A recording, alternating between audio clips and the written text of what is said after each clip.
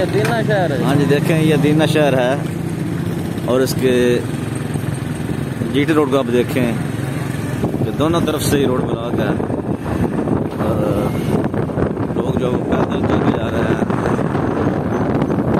ये जो हालात बने हुए हैं, अल्लाह ताला मेहरबानी फरमाए, हिदायत अता फरमाए।